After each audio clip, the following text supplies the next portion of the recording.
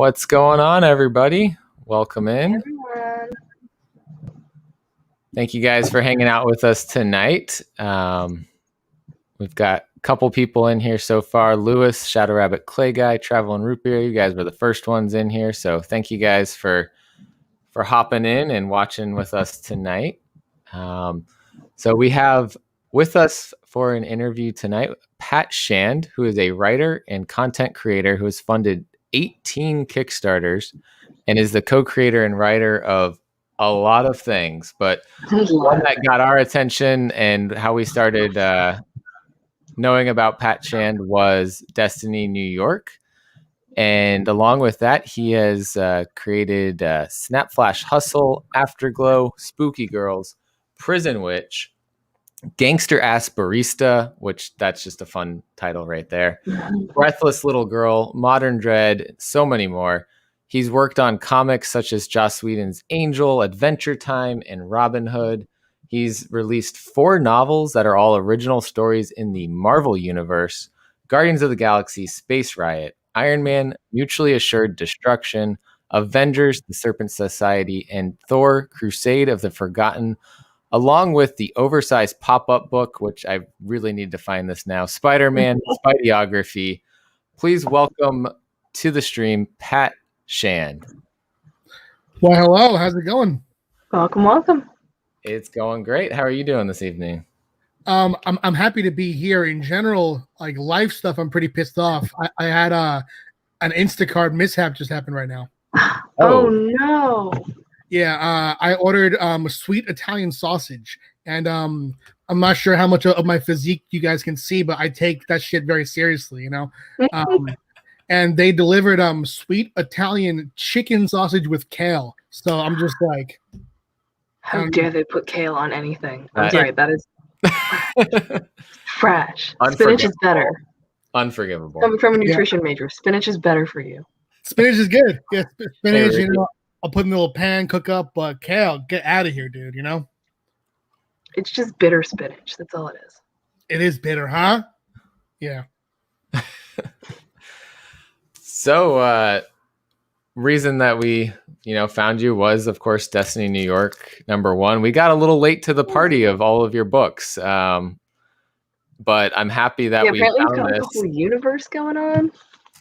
Yeah, I've it's strange because in some ways, it's many people's introduction to the book, and it should be. It's a #1 issue, but at the same time, as we're doing #1, I'm also going to be like celebrating the series' 5th anniversary.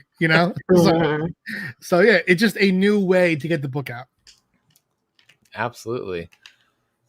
So I guess for those of the people in the chat that hadn't heard of you before either, how did you start working in comics, and what did you do? I guess what got you into comics to begin with? Yeah, you mentioned my work on Angel, and that was really my gateway into comics. Was that TV shows that I loved, Buffy, Supernatural, Angel, would be continued through comics, and as a kid, I had a very limited collection of comics that I enjoyed. Like the Bernie Wrightson Creep Show was super cool. But as a reader, I was always more for prose. And it was those licensed comics that brought me into comics as a fan. And I would see like writers like Brian K. Vaughan wrote on the Buffy title, and I would be like, wow, this guy really captures the style of the show well. Let me see his other work. So that led me to Runaways, to Why the Last Man, and so on. And I love Why the Last Man. Oh, so I mean, still So one of the best ever. Still one of the best ever to me. It was one of the first books I picked up. I want to say it was like the 3rd book. So good. So good. And yeah, so that was my way in, just kind of entering through licensed comics, and then through that exploring those writers and branching out from there, just seeing this medium that I had in some ways overlooked, seeing how it had boundless potential for story. Yeah. That's I mean, the whole getting into comics in that kind of way. Yeah. Sorry. No, yeah, there's a little delay on my end, I think. But how you're getting into comics in that way is it's pretty cool. I think we've all between the two of us, we've gotten into comics in two different ways. Also, you were saying that you liked reading a lot of prose originally, and not necessarily in the comic medium. And I think I kind of had that early on, and always liked comic kind of stuff, but just never got into it, and then hopped into it and slowly have become more into the indies and the creator-owned content and all of that. Yeah, and I got into comics via Marvel, but I did not start reading Marvel comics. I started with indie stuff because I was like, that's a lot of history to get into, and I don't know that I'm trying to do that yet. Yeah. So I was like, well, indies are easy. Indies are pretty new, and of what there is, there's nothing that's too lengthy that I can't really just start from the beginning and catch up. Definitely, yeah, and that's one of the strengths of indies is that there's there's continuity with the creative team. You can see where a series begins and ends. When when I first started to get into Marvel and DC, Marvel was doing it a bit better in that they'd have like Avengers by Bendis Volume 1, when DC at the time, I'm not sure what they do now, but they were doing shit like Green Lantern, this subtitle, and then it was just a million of those. It's like, damn, it's the same creative. So it must be a run, but you have to like look inside to see what issues it collects, and it's just like it can be very prohibitive, They still kind of do that, yeah. Every story seems to kind of have its own like subtitle within the main plot line. Yeah.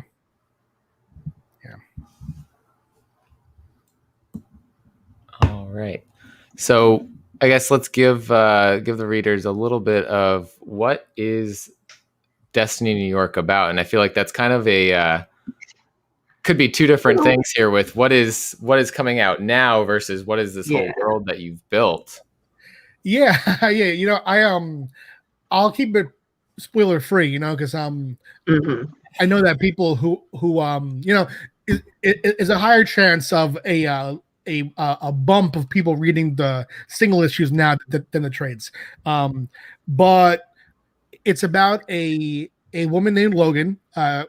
When she was a kid, she had a prophecy made about her, and she completed her destiny when she was just 13. And now we pick up with her when she's in her late 20s, and she's trying to find meaning for her life in a world that tells her that she's already done the greatest thing she'll ever do.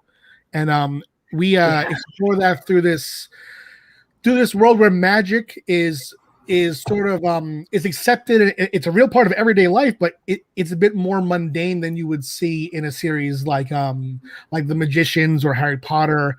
And at its core, it's a romance between Logan and Lilith, who is she's this character who has this dark and mysterious history.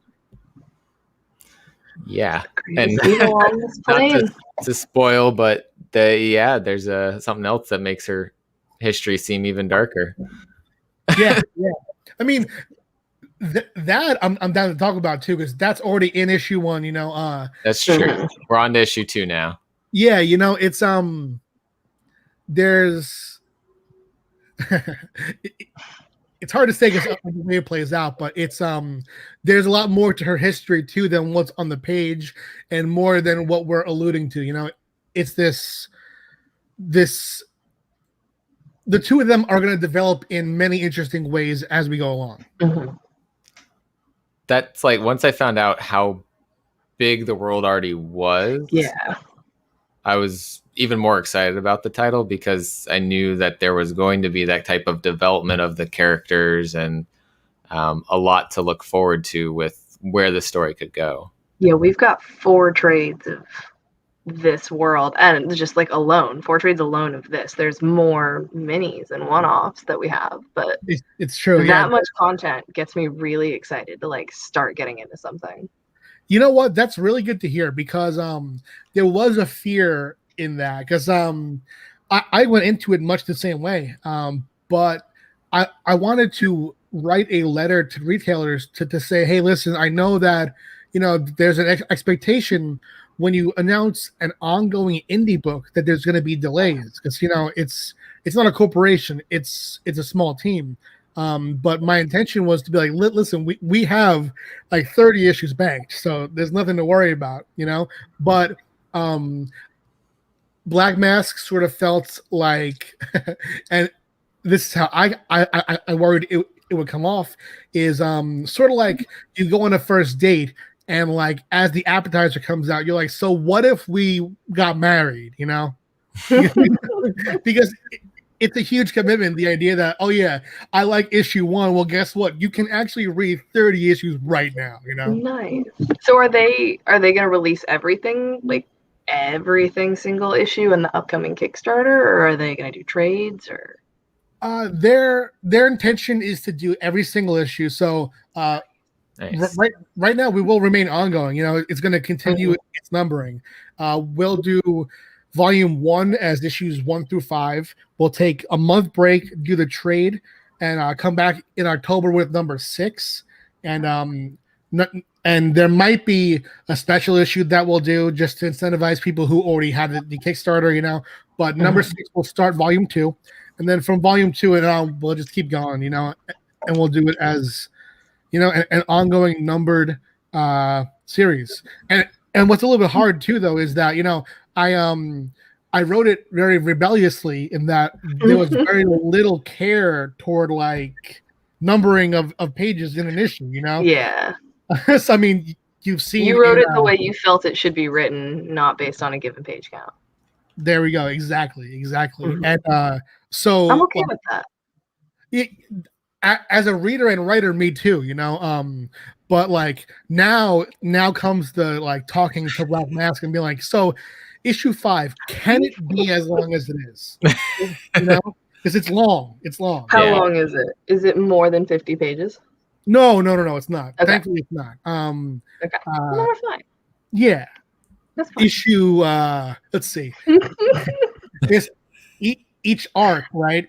Each arc has the main story, and then what I do in every trade is the last chapter is like, we call it an epilogue, but really what it is, it's a collection of short stories that are all character based, you know. So we will invite guest creators to come in, and you know, in volume 1 we were just getting started, so we did 4, and then volume 2 we did 7, and then volume 3 we did 8, and they were pretty long. So that issue has to be a double issue, or it's going to be like, that will be 50 pages, you know?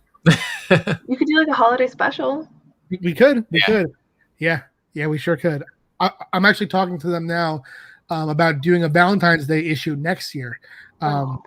Because we did this book called Destiny New York Short Stories Collection 1.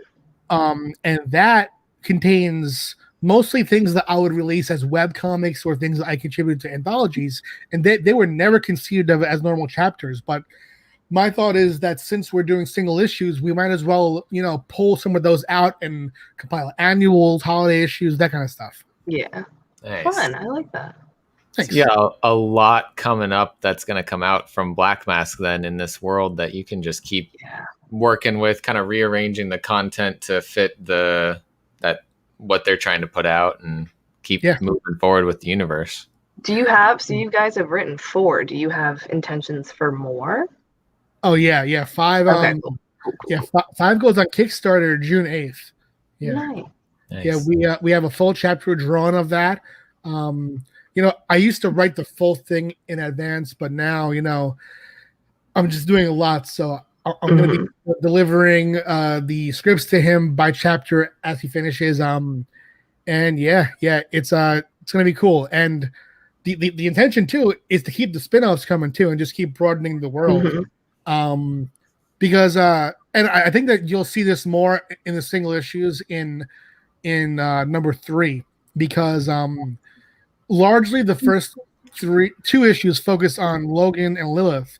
But as we go along, my intention is, like, all right, for example, say if Logan walks into a store and it has an interaction, buy something, my intention is that if she talks to that clerk, that then we can then expand from there and just stay with the clerk for a while, and there'll be a character.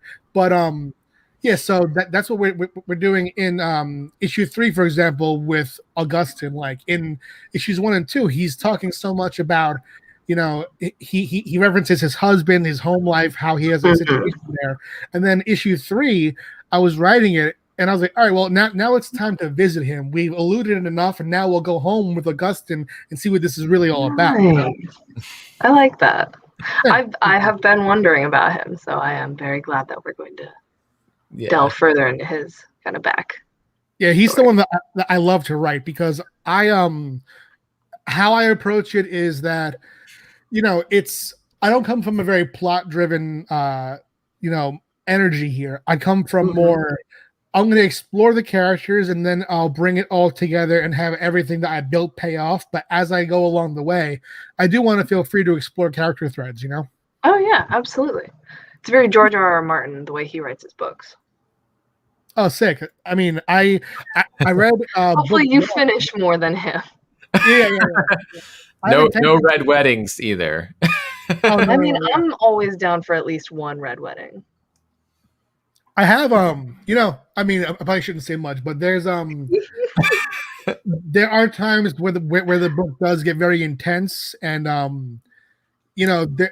was talking to someone who had just read volume 4, and he couldn't believe this 1-2 punch sequence that I did, and but yeah, it's not much that I can really say now, but there are, we're building stories that have payoff for years now.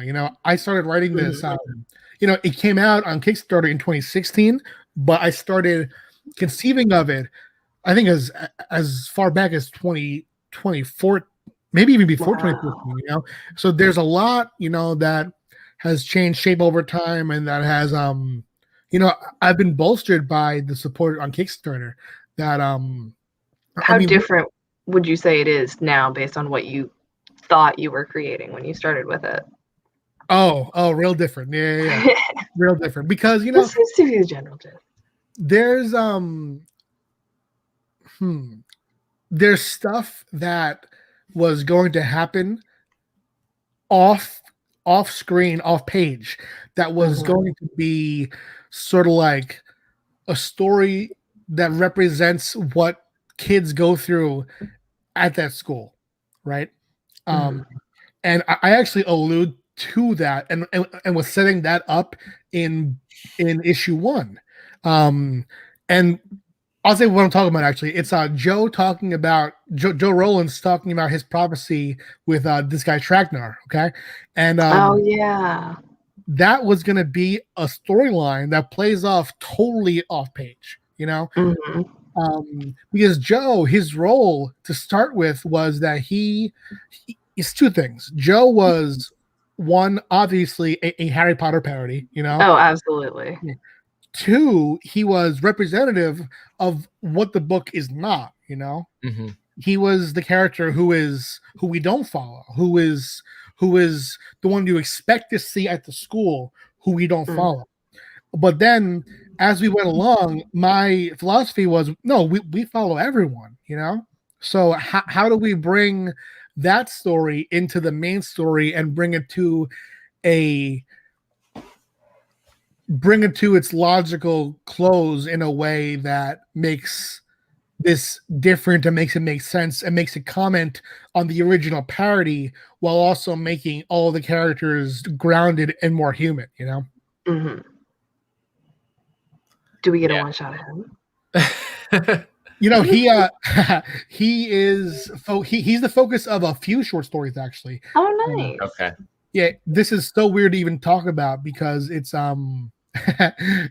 it's an anthology that seems so long ago, but there was an anthology that was done for the I believe it was for the Manchester bombing, and I did a story about Joe in that, about how someone who is deemed by his prophecy as being special, how someone deals with the idea that they are supposed to be, that their life is more valuable, and what that means to someone who doesn't have that prophecy. Why him? What makes him special, and the guilt of that, sort of like a mystical metaphor for survivor's guilt. Okay. That's wow. That's Yeah.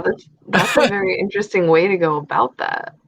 Yeah, and it was a long time ago, but Joe is someone. I mean, all the characters by now, even characters that you haven't met yet in the 2 issues, are characters that I've been writing for, for years now. So it's so fun to see people discover them anew and just to start that journey.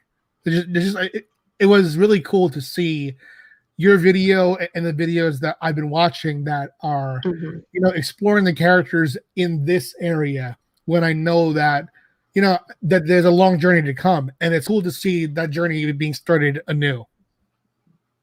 That's almost like I'm a big Harry Potter fan, so like I feel like watching somebody, see those characters again and do that, like that perspective is kind of cool. So I really liked the parody of him in the book. I thought that was great. And so now I know that there's a whole short story. Is that in the collected short stories also? Yeah. Okay. Yeah. Because I added that into my pledge on Kickstarter because I was just trying to get everything from the Destiny New York world and be able to explore all that. That's awesome. Yeah, Joe gets a short story in that, and also he's one of the first 4, so he'll have a short story in what is going to be issue 5 of the single issues. Oh, nice. Okay. Yeah, I'm currently building my cart. I'm like, what do I want? Do I want all of it? So how did you obviously get a single issues? Yeah. How did you end up really developing the world for Destiny New York and first coming up with the idea? I know you said back in 2014 was really where you were getting the idea. Yeah. Cool. It came from a couple of things. I was working on a title called Robin Hood for Zenescope, and it was an ongoing title. And even before it was ongoing, it was it started as 3 miniseries and then became ongoing. So in total, I wrote it for 39 issues, and it was my first ever miniseries and remained a constant in my life for a very long time. And what I realized was, wow, I am treating this book that is work for hire as if it is creator owned, and putting all of myself into it. And it was, it was in some ways a conflict of interest, both for me and Zenescope, in that, like, when they gave notes, I would kind of take it the wrong way. I would think, like, why this, when really, like, this, because that's their character, and no, it's it was a learning process, I mean, I was young too. I was actually just talking to Joe Brusha from Zenescope, and I was just like, man, back then, like, you guys put a lot of hope and stock into who I was as a writer, because I was young and I was just getting started, and the amount of books they gave me, looking back, it's just very cool, so yeah. But at the same time, I was needing an outlet. I wanted to build a book that could be what I was trying to make Robin Hood, but that couldn't be, so I started to just think about, like, things I care about, like, I'm someone who is constantly thinking about, like, death, and I have a lot of questions about it, about what comes next, about how we define ourselves while we're here. And then that made me think of, like, what's the extreme of that? The extreme in our world is, like, child star. Child stars are these people who are, they have, the world projects onto them and builds them into a single image, and they only get to live their life once they kind of kill that, right? And that's why we see people, like, people think that Miley Cyrus has this, like, rebellious phase, and really she was just a young woman trying to find a way to express herself, and that's why we've seen so many different versions of her, because she didn't have the time to, like, go through high school. Like, I mean, when I was in high school, like, one year I was, I very much modeled how I dressed one year off of DMX, RIP, and then the next year off of Adam Lazar from Taking Back Sunday, so, oh my Lord. yeah, we were we as kids feel that really, feel free to explore and try to find ourselves and really just not And be yeah, one. she was told who to be for a while. Exactly. Yeah. She couldn't have that. So my thought was, what happens when you add something mystical to that, and that's where the prophecies came in, and that was just the core of it. And then from there, it was just meeting the characters, and that's where things change. That's where like I'll write the characters, I'll write the first volume, and I'll see threads to explore. Like things that start as a joke, when you spend 15 issues with it, you're like, oh, well, that could be this. It's not going to be a joke to that person. That's a joke to us. Like, fair. Like the fact that, like, to go back to Joe, the fact that Joe has an interrobang on his head instead of the Harry Potter scar, that is a visual gag, but like the more I explored, the more I think, oh, so what is the story there? And then I tell that. And then I think like things like our cool character quirks, like I didn't think of Logan's 2 dots, I was given that by Manuel the artist. He drew that. And what I thought was like, oh wow, that's like an ellipsis. And Logan's life has really been like an ellipsis, like she's been like, all right, well, what next? So I love her little plots. Yeah, I like the symbolism and all with that kind of persists through the book too. Yeah, and it's funny. Like I remember when you always remember the negative stuff instead of the positive stuff. But I remember I kickstarted volume 1, and I put every page from issue what was then issue 1, because your issue 1, the single issue, is actually the first. The prologue and 2 chapters. It's a real thick boy, Yeah. I put the first like 22 pages on Kickstarter, and some guy tweeted at me, and he was like, "What the fuck's with all the circles?" And I was just like, I don't know, like read it, find out, That was actually, I think, I don't remember if we said that in the review. Yeah, no, I didn't have any. We were talking about the circles. We're like, there's something going on here. Obviously, like you're not just going to throw circles around for no reason. But no, I do like that in the character designs. That's awesome that they just made that and gave that back to you, and you were like, this is perfect. It fits. Yeah, and that's just part of that's what draws me to comics too as a creator. It kind of reminds me, I used to be a playwright. I would, and I say used to be, I still could write a play, but it's just been a long time. I loved that we would workshop plays. I would sit with actors, and we would read the work, and we would see what works and what doesn't work. We'd do a staged reading, see what works and what doesn't work in front of a live audience. And that makes it feel alive. And it feels alive in the same way, like in issue number 1, you'll see in the bar scene when the motorcycle gang comes in, right?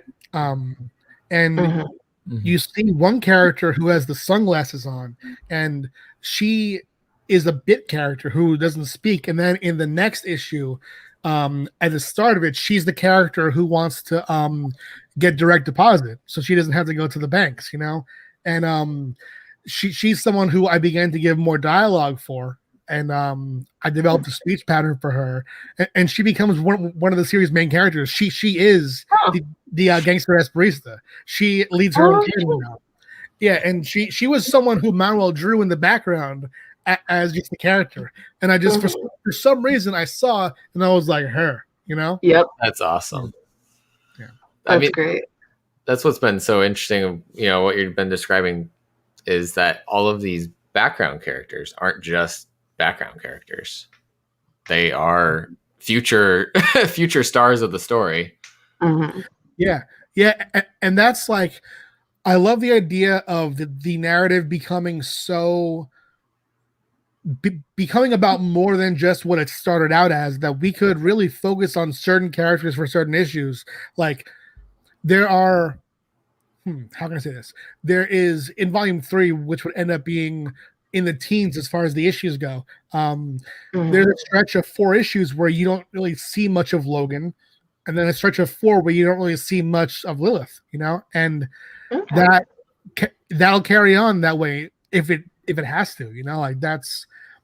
I wanted the storyline to be done in a way where you don't open the issue and go into it knowing what you're gonna read. I want it to feel alive, Yeah. No, I get that. I mean, that's kind of like everyday life. You'll go days without seeing people, and then you see them every day for like a week, right? And then you don't see them again for a couple days. Exactly. Or for a whole year, right now. For a whole pandemic. Yeah. Totally. Yeah. Sometimes longer. So I'm curious. You mentioned that you get a lot of your influence from playwriting. What do you think has more influence on the way you write this? Like the comics you grew up with, or like the plays you've discovered as you've become older? Oh, plays for sure. Yeah. Interesting. Yeah. Comics. I mean, I don't want to say they have zero influence, but they have very little influence on me as a writer. What influences me less is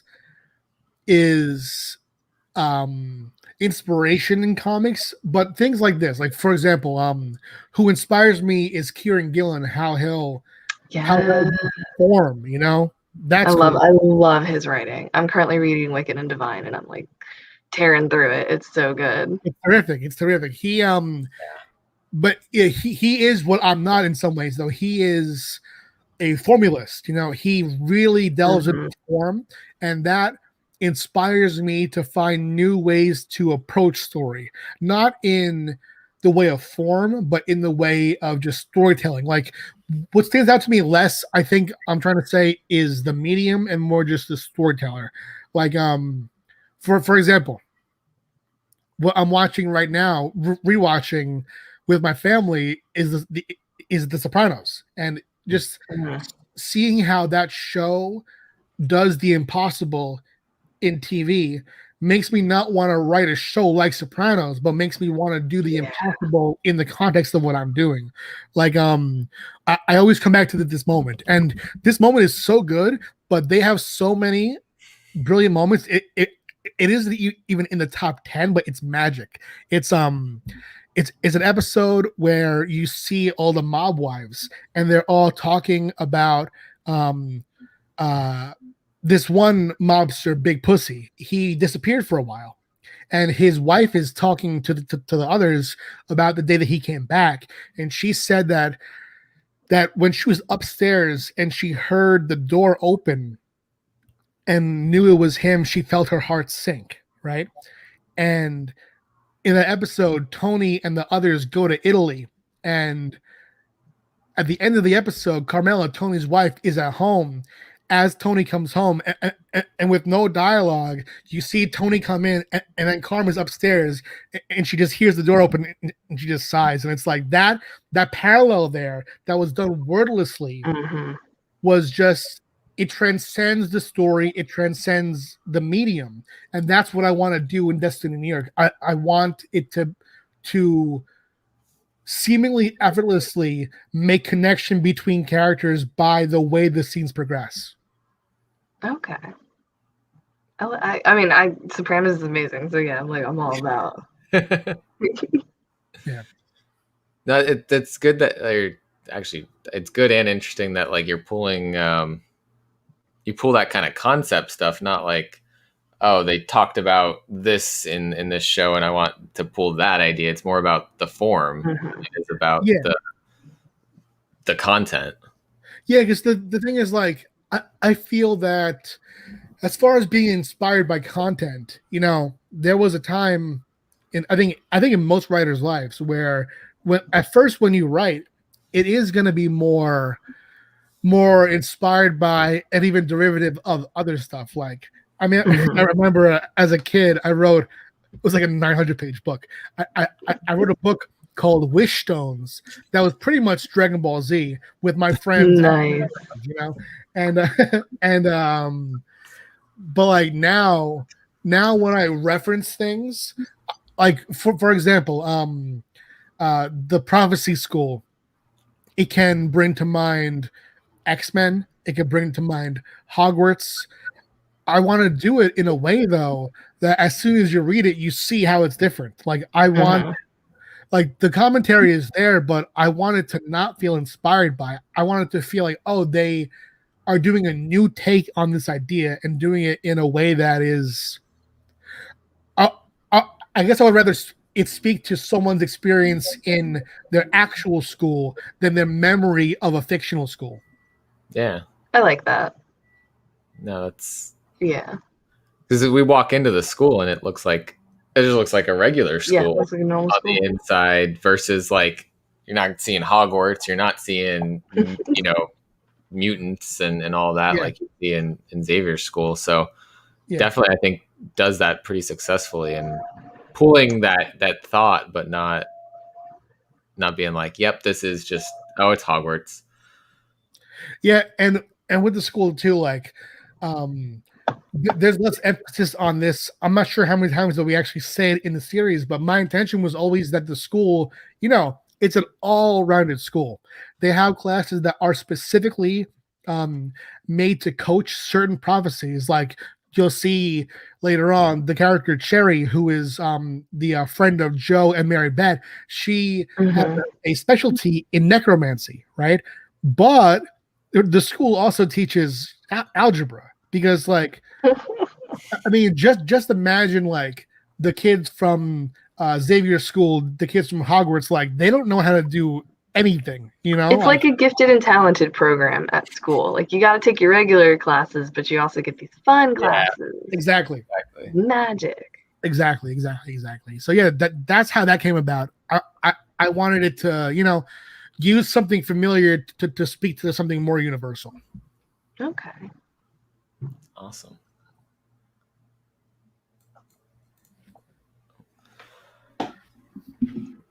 So I know we've kind of briefly discussed a little bit about the upcoming issues and stuff, but what do you think you can tell us about basically the next how many? It's 3. 5 issues? Next 3.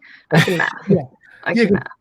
3 comes out in May. I actually just asked Matt from Black Mass when it comes out. Let's see if he answered me. It's according to their website, May 19th. That is not correct. It's May 26th. May 26th. Okay. There we go. Yeah, so we're kind of aiming for the last week of every month. So yes, that comes out then. And so there's issue 3. Issue 4 will wrap the arc, and then issue 5 is the epilogue that has the short stories. And so issue 4 is going to be that long one. That's going to be the climax where you kind of like you find out what exact role Lilith plays in the prophecy. You find out a lot more about her past, and really we set up what's going to be happening going forward in many ways. Yeah, and I think that there's closure in some ways too. Like it's I always finish the volumes in a way where I feel like that story is told and what's next is set up, but really will feel different. Like volume 2 is going to feel different. It's going to pick up later on, and it's going to feel very different in a good way, I feel. Okay. And the main characters are essentially the main characters throughout the main plotline of Destiny New York. I know we have the spinoffs and everything like Smoke Weed, See the Future. Yes, I think that their roles will shift in some ways. Like Logan will always be the lead, but other characters will rise from supporting roles into main roles. Characters who were bit characters will become. I mean, I would go as far as to say that by volume 3, Trinity is in some ways the third lead. And there's characters who will meet in later volumes. Like in 2, we meet a character named Meadow, who she's this vlogger who joins Destiny University. She's our youngest character who is very excited to find out what her prophecy is. And then in issue 4, someone who lives in California who is a seer will also come into play in a very fun way. Like we'll, keep adding to the cast, saying goodbye to certain cast members, and just keep it very dynamic. So each volume will feel like a new story while also building on the overarching story. Like by the time it's done and you read the entire thing, it's gonna feel like one sweeping whole. Okay. I'm a big fan of the Seer, so I'm really excited that we're gonna get to see more Seers. I think that's great. Yeah. Actually, she's right now. She starts in Destiny New York, but she's the lead of Smoke Weeds to the Future. Hell yeah. Yeah, so she develops in that book a strain of weed that allows normal people, non-seers, to see the future. That's dope. That's awesome. Like I said, I'm currently building my cart to like decide what other comics I want to add into it. Sick. Yeah. So speaking of, here is the Kickstarter page. The link is in the description below for this. And so, yeah, this takes place in the Destiny New York world. And if you want to also pick up and, get the volume 1 through 4 of Destiny New York, that's one of the backer things that you can do. Yes. What other things about this specific story in the world can you let everyone know about without spoiling? Yeah. What I do with the spin-offs is that if you read it as a volume of Destiny New York, as a book in that universe, it will feel connected. It will feel like you're exploring a character who you've been with for a long time. But if you go in brand new and this is the first book you read, it's going to be, a full story unto itself. It is about what it's about, in that it's about this person who sees the future, who decides to find a way to share her gift or curse with the rest of the world. And it's about, at its core, it's about someone who wants to do good for people, and people keep getting in the way of good being done for them. Interesting. Awesome. And then this is a specific cover that's exclusive to the Kickstarter. Is that right? Yeah, that's that Jen St. Ange action. She's done a bunch of covers for us. She's done cover for the short story collection. She does the covers for my series Prison Witch. She's an incredible artist, and we actually got the chance to bring her on as one of the interior artists here, because we have the main arc of the series is drawn by Yishan Lee, and then we have a bonus 10-page chapter which is drawn by Jen. And and actually on the screen now is Jen's page. Awesome. That's awesome. Yeah. Oh, yeah. We both were excited about Brody, right? Yes. There's actually going to be Brody remains, cat numero uno, a number one. But as we go on, there's a bunch of cats in the book. Taylor, who is the star of Smoke Weeds to the Future, she lives in San Diego.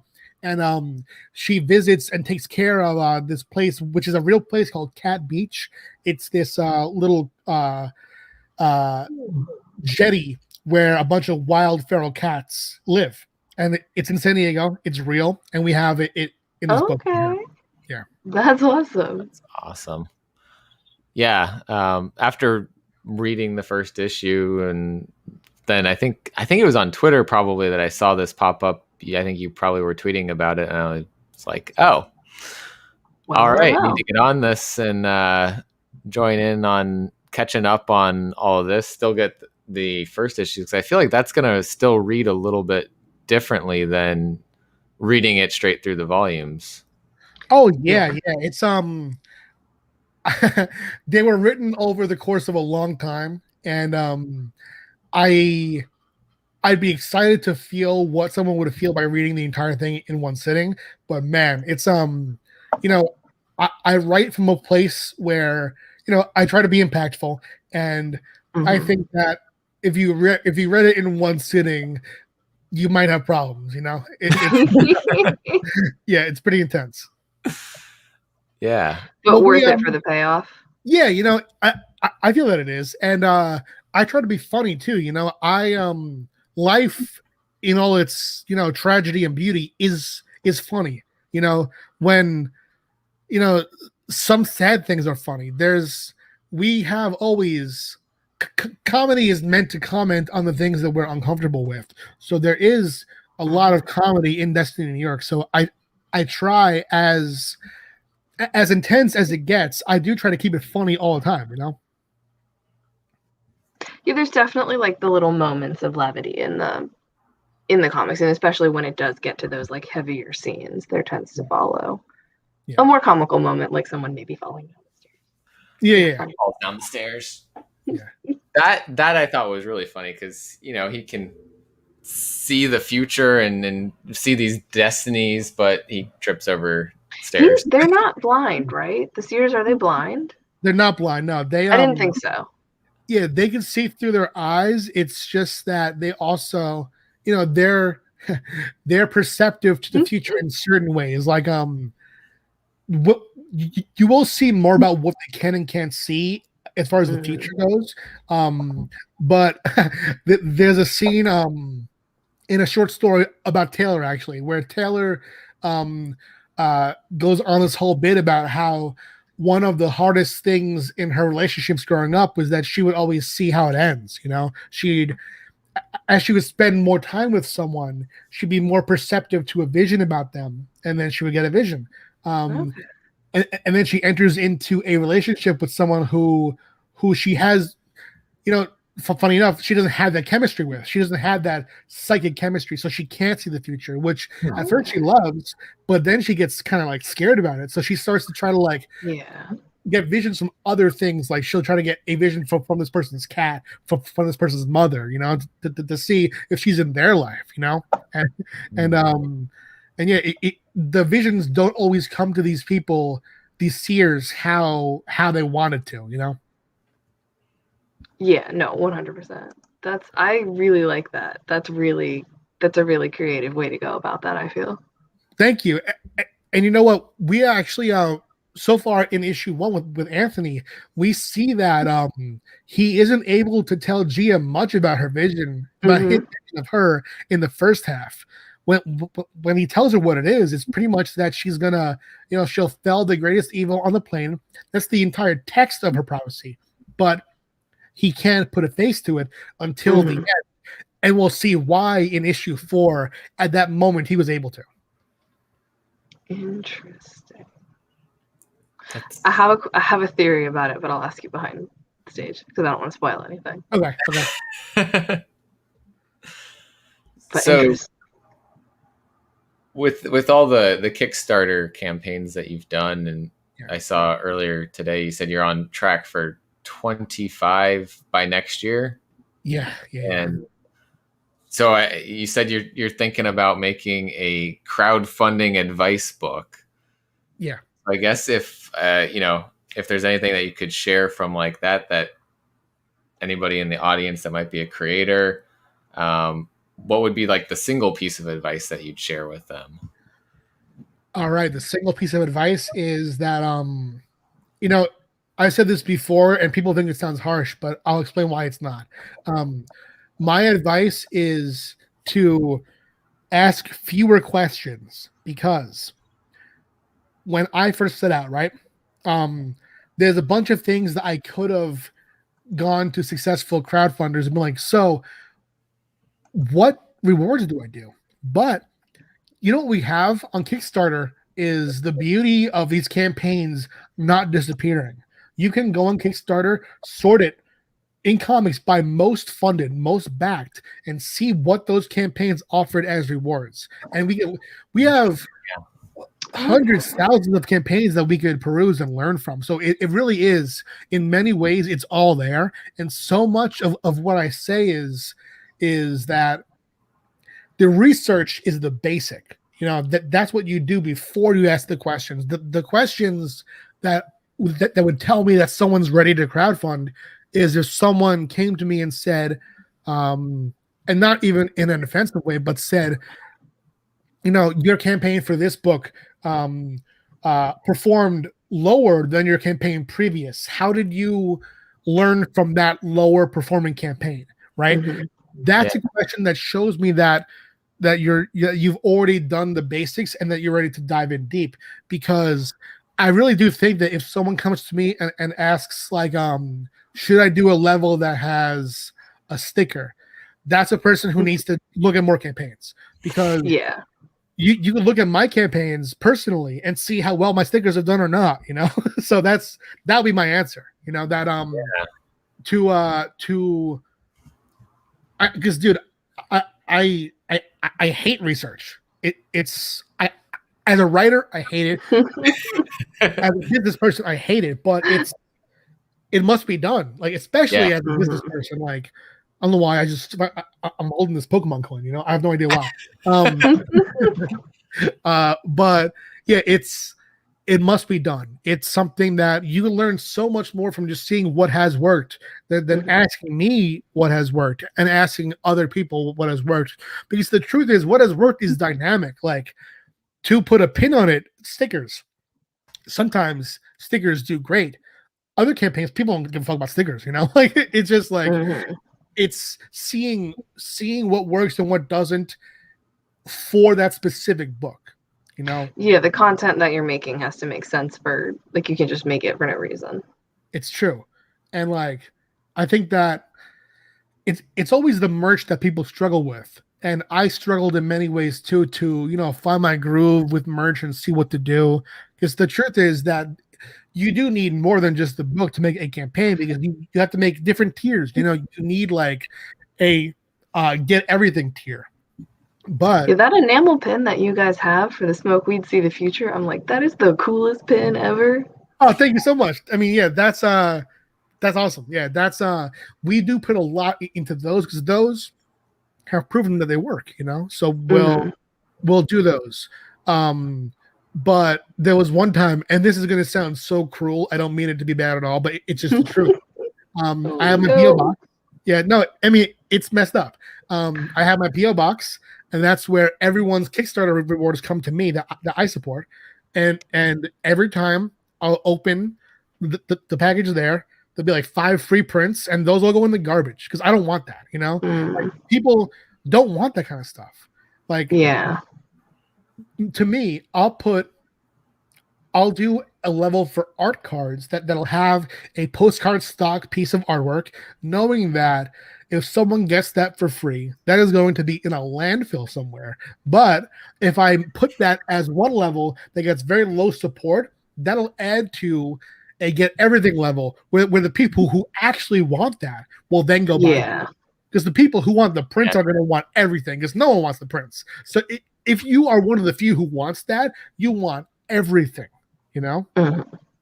And that's what I've learned, is that there's a major difference between the backer who will back at a high level and the backer who will back at the normal level, you know? And you have to cater to both. But that if you try to overload the casual backer with merch, they're not going to want that, you know? Yeah, or it'll just be too hard to pick. Like, oh God, which of these 7 options that are in the price range that I'm willing to spend do I want to spend on? Exactly. And that's why I've gone to focus on things that are more practical. Like, you know, a print will probably end up, if someone keeps it, it'll end up either on a wall, best case, or maybe in a stack somewhere. Whereas a signed book plate, you peel it off, put it in the book. That has a purpose. The pin could be stuck onto something. It has a purpose. A sticker could be stuck somewhere. It has a purpose. Something like a print, which personally I like to make my own prints. They're cool, you know, but they don't sell how I think many Kickstarter. They have to speak to the individual buying them well enough that they're like, I want to own that thing. Yeah. It's true. So yeah, there's that I think that there's a research that needs to be done as far as that goes. And yeah, that's what I would say. We found the one person that likes the prints. There we go. Hey, you know what? I have a good amount left over from when I was doing a bunch of them. I mean, I used to do so many. I would do a level that had 5 prints. That's fine. Those were easy to make, and then those would contribute very well to the get it all tier. Then I would do a special print, you know, that I would charge a bit more and do less of it. And my thought was that, you know, people like variant covers. They'll be incentivized that this print is going to be rare. when that was not the case in any way.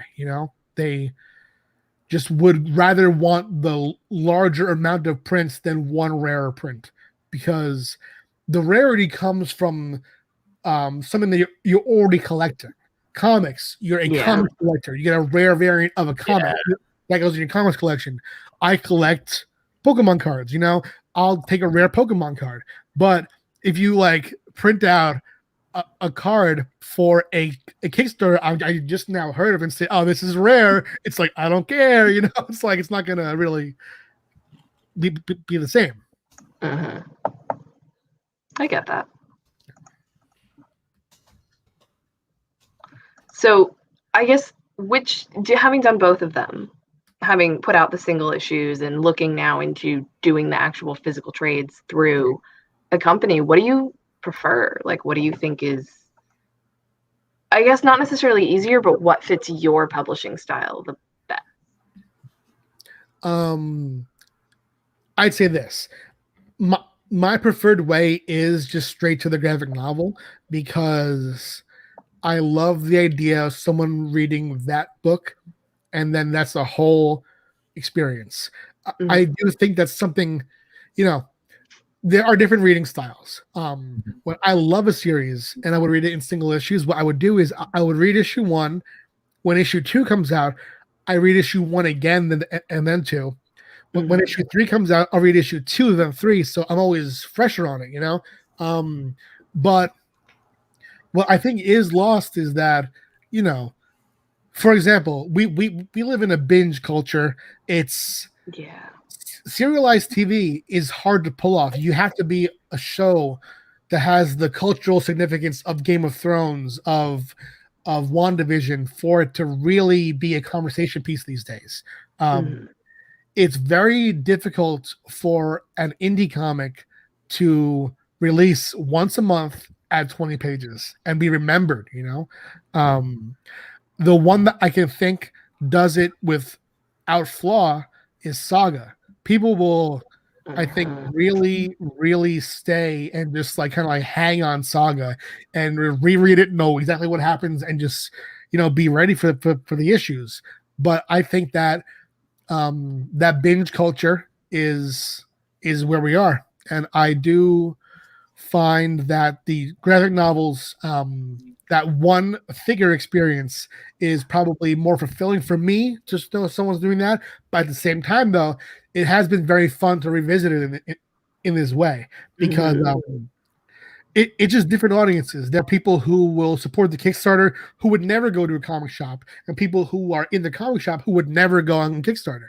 That's just how it is. But yeah, it's I do like that freedom, though. It's just, as I'm doing the graphic novel, like we were talking about before, any chapter can be any length. There's no real, that's why it's that way. The reason that the title feels like it's free, like it's not really like playing by the rules, is because when it was written, it wasn't intended to play by the rules, But I think it makes it, like, in a way, kind of really memorable. Like, it is breaking the mold and it is doing something different that most of the other series aren't doing. Yeah. Well, also, I really love that issue 1 was so oversized, and it was a regular comic price. Like, if you get a Marvel book, right, that's like a oversized 50-page issue or something like that, it's like $7.99. Yeah. It was a regular comic that they put out for the same price, but it was oversized and had so much story that like, it was enough in there that got you really interested in the world.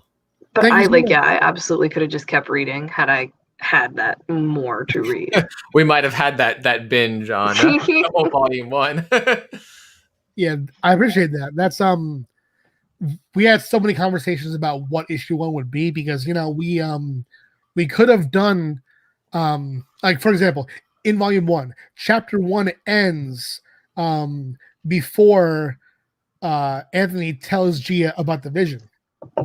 So chapter 2 starts on Anthony's flashback to the bookstore. So it's it's just a different format. So when it came time to cut issue 1, I remember I was in San Diego talking to Matt from Black Mask, and I was like, listen, I know it's a lot of pages, but I love how chapter 2 ends. If we could end on chapter 2, that'll be good. And we talked about charging more, and I was like, you know what we could charge is $1. And he was like, that's crazy. So how about we just charge for a normal comic? And I was like, there we go. There we go. Meet in the middle. Yeah. You intentionally lowballed. Yeah. Exactly. So, Wes, we've been talking about, the pandemic going on all year, and we haven't had any cons, but they seem to be coming back in the end of the year. Do you have any plans to go to any of those ones that have been announcing that they're going to happen, or kind of still waiting it out? No, I mean, I'm ready. Right now I'm rocking antibodies. Right. And then I'll be vaccinated soon. I'll be all set. My one thing about this is that I don't want to travel that far. This remains how I was even before the pandemic. Is like there's a certain amount that a comics creator can make at a convention when they aren't an artist. An artist can go there with very little as far as merch goes and can really make a killing off of commissions. Now, I can't do that, so there's a definite cost in the weight of stuff, in the plane. Just it all adds up to where I'm kind of taking an L in many ways on what I paid for to print the books, So there's a certain distance I'll go. Like I'll drive to Ohio from New York, but that's about my length, The New York Comic Con. Yeah, that I would consider doing.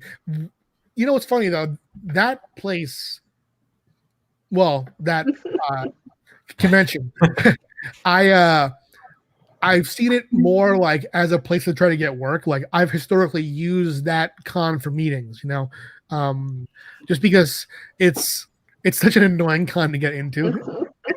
It's like navigate around, but I have used that. Like that's, for example, where I was pitching to Black Mask. So maybe I'll go there and set up some deals. But that's also that should go to Baltimore. I love Baltimore. I always go to Baltimore. That's where I'm aiming to get. Yeah, come to Baltimore. I'll sign all your stuff. I do love Baltimore. That's one show. It's the perfect balance between a big show and a small show. It's a show that publishers go to. You could go as a creator to Baltimore and talk to multiple publishers, but it's also not this huge corporate show where you're going to have a hard time like squeezing through aisles. Like that's one thing about New York is like New York. I mean, I'm ready to go to conventions, but like that's like a super convention, Yeah, that's a lot. Yeah. Yeah, it's like those ones. I'm like, I want to be able to interact more, or be able to walk and go look for things in like the artist alley and that kind of thing. Yeah, where New York and San Diego, those ones are they're massive. Yeah, hard to do all that stuff. Very, and I mean, especially say for example, you have the misfortune, and he's such a good guy, but you have the misfortune of getting a booth next to someone like Scott Snyder. That line is just what you see the entire time. Like you have to hope that no one cares about who's next to you, because just everyone's going to be there, It's when you just say, if you like Scott Snyder, you'll let. Yeah, exactly. Right. Yeah, just get an autograph over here. Yeah, I remember. I was at. It was actually the first con I ever did as me. I went to cons before this, like with Zenoscope, but it was my first like Pat Shan booth, and it was this very small convention in what was basically a big gymnasium, and usually you have no like big star at that kind of show. This show had Rob Liefeld, so his line snaked through the entire thing, and a bunch of Deadpool cosplayers were just putting their butt on my table the whole time, but. So that's a convention thing, but I actually, it's a thing that I miss in some ways. Like I do. They're hard to go to. They wear on you. If you don't do well, it does kind of like hurt the soul a little bit. But at the same time, like it's been a long time. It's been a long time. I'm gonna be interested to go back, and I mean, I'm gonna be going back with. At that point, it'll be like 3 to 4 more volumes than I had before, if you consider the spin-off. Tearing through publishing. Yeah. Yeah. So much more to have people buy too, and hopefully find out about at least. Yeah, and that's what the intention was with doing it as single issues. Like my thought was, my deal was with Black Mask. I'll do this with you guys. It's gonna be fun. Just you guys cannot have any input on what I do with the Kickstarters. I have to keep doing my own thing, publish them through my company, and then you can use that as your backlog. And my hope was that it would do well for them and also be an ad for what I'm doing and bring people from the single issues to the trades. Because I think that if you do both, there's something that's rewarding there for both, because the single issues, there was the person who commented about loving Prince. The single issues have the beautiful covers that you see in color there, which you wouldn't see in the black and white trade. You have that. You have there's a beautiful design on the back. With issue 1, we have the connecting, the wraparound, all that stuff. Yeah. And then in every issue, I do an afterwards. So there's something there for the people who read both. And my hope was that the single issue would be a door into staying on the singles, but also, checking out what I'm doing as far as the trades go. It's definitely gotten me. I want to go read them all. Yeah, I appreciate that. Thank you. That wraparound, and then the fact that it connects to the cover B as well. I thought that was really cool. And there's it's a clear board in the back. That's Oh wow, really? Yeah. So there's a board back here. And it's wow. I need to look into one of those. Yeah, they're pretty cool for wraparounds just like that. I was like, hey, this is the perfect book for this. I've run out of them now, but I need to buy some more. That's awesome. Yeah. We're kind of winding down here towards the end. Is there anything else that you want to plug and let everyone know about that you have coming up, or yeah, I'll say this. For those who love the single issue style, we'll be doing everything that we're talking about as far as the Kickstarters, the trades. That'll all be single issues.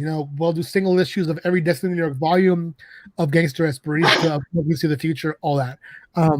For those who are interested in the graphic novels, right now on Smoke We See the Future, you can get every book that we've done. You can get 4 volumes of Destiny New York, our short story collection, Gangster Esperista, Cherry Gilbert Necromancer, and Smoke We See the Future. And that'll all be able to be enjoyed as a whole. Yeah. Awesome. Yeah, definitely going to be getting all of them, but still keeping with those single issues. I feel like I am the kind of person who likes the single issue format, but at the same time, I also want to know what's going on, further down the line. See, I'm going to get them all digital. That way I have to get all the singles. There you go. Nice. There we go. I guess we could wrap it up with something interesting, I guess. Are there any comics out there that you're reading right now that you want to share the love with? Yeah, 2. All right, so White Ash by Charlie Stickney and Connor Hughes and Finn Cram. It's incredible. It's put out through Scout. I actually read it first as a Kickstarter, and White Ash is amazing. There are Kickstarters that I support because it's the right thing to do as part of the Kickstarter community. But when one of those come, I open it up and I read it, and I'm very excited. Awesome. The same note for this book. It's called, and it's so not a book that I would normally check out because I'm as a music fan, metal is very far from what I enjoy. But Metal Shark, bro, that book, it's by Bob France, Kevin Cuff, and Walter Osley. That book is the most genuinely funny book on shelves, and I think that comics are scared to be funny. You know, like I don't know, like I get that. I love it. I love comedy. They don't want to become a comic strip, I think. Exactly. And I think that there is a sort of self-consciousness and fear in that. And I think that life is funny. You know, we should be able to laugh at ourselves. And Metal Shark Bro is a genuinely funny book. And yeah, it's so good. It's so good. So I definitely recommend White Ash and Metal Shark Bro. Actually, both by Scout. You know, so. Yeah.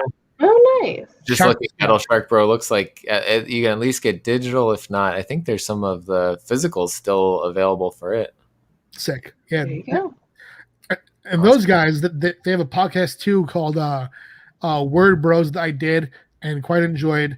I call Kevin and Bob the Snoop Dogg and Dre of comics. That's awesome. Amazing.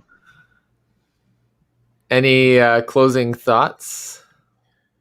I would just say, like, if you see someone order sweet Italian sausage, you keep it bare bones, you know? Give them sweet Italian sausage. That's what I'm saying. Don't give them kale. Yeah. Well, shout out to everyone. Shout out to everyone in the chat who is watching and hanging out with us. We really appreciate that. And thank you, Pat, for coming on and talking with us about Destiny New York, Smoke Weed, See the Future, Kickstarters, comics in general, all of that. Yeah. Happy to do it. Thank you both so much for having me. It's nice to meet you both. Yeah, I will do this again. This is super fun. For sure. Got lots more coming out. Kickstarters coming up, so anytime you want to come on and talk about them, feel free. Let's do it. And I also have links in the bio for Twitter and Instagram for Pat, and then the Kickstarter for Smoke Weed, See the Future. So go check those out down below. Yes, thank you so much. Thanks everyone for watching.